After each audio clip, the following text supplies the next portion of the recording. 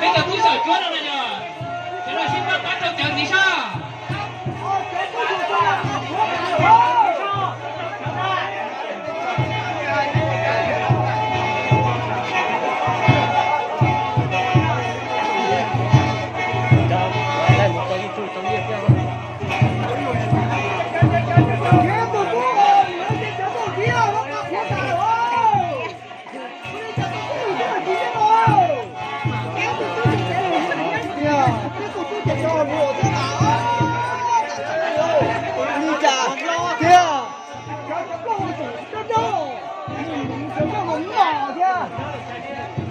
Ôi ơi.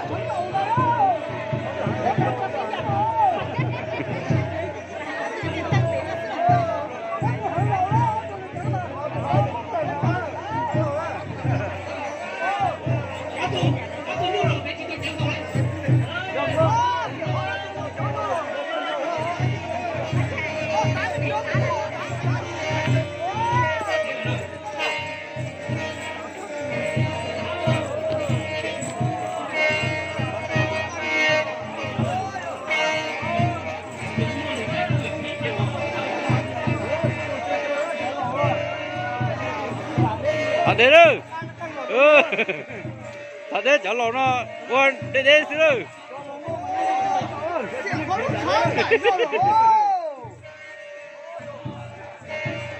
cái xả nhân rau cua cơ, nhân rau rồi nó chỉ tỏi lúc chán rồi. Cho này nó thì biết, mình không có cái tiền phải tiền gì cái gì đó.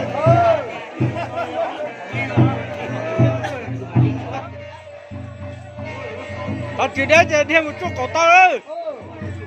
Chứ chút cổ to thế này xả đâu.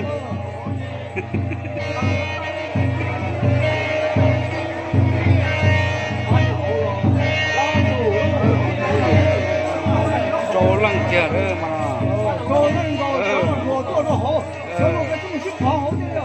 Trâu lột to khó tí. Giờ cái này là phải tốt kế phải có thế này rồi.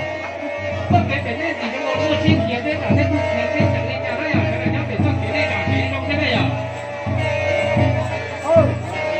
Chưa có tới đây rồi, chúng ta sẽ phía chỗ túi phải chưa đây là nhớ vào hầu